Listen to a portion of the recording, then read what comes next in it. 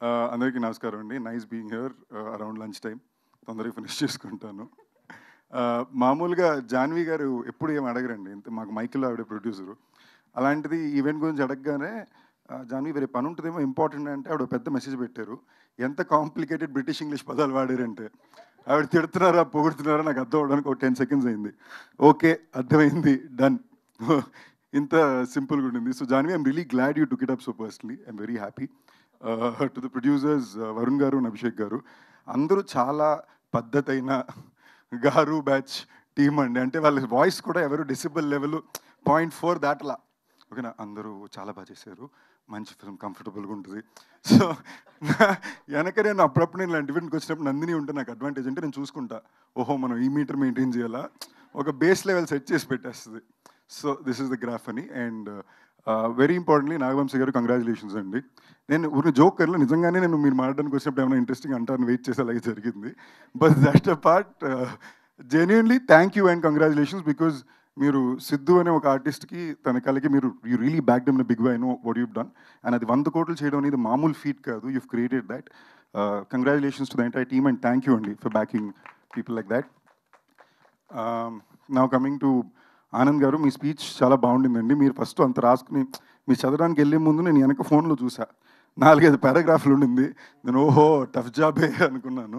You did a very good job and I really like the fact that you made that effort to speak in the language that you're reaching out to.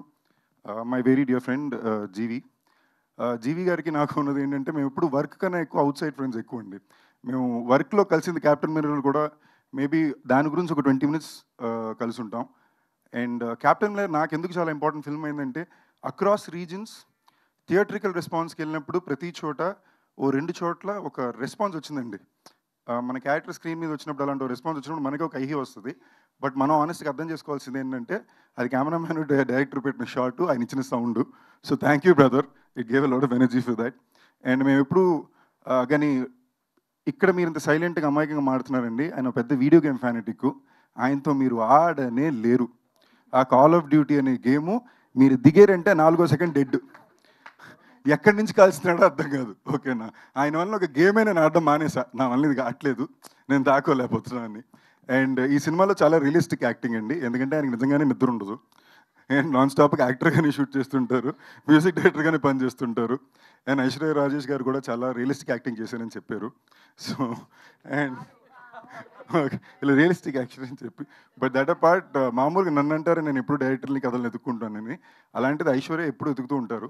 అంటే నేను ఎప్పుడు కలిసినా కూడా తన చేతిలో 4 director 4 కథలు ఉంటాయి, అన్ని వెరీ జానర్స్లో ఉంటాయి. And for the kind of talent she is and the way she picks up directors, I really wish I learn some 50% of it. ఎందుకంటే నాకు ఒక జానర్ దాటాక నాకు అర్థం కాదు. ఓకే, ఇంతకుపైన మనకు అర్థం కాని కంటెంట్ మనం వెళ్ళం అనుకుంటాం. అది the way she judges it and picks them up is really nice. And wishing the entire team all the very best. April 12న సినిమా తప్పకుండా థియేటర్లో చూడండి. Dear, love you all.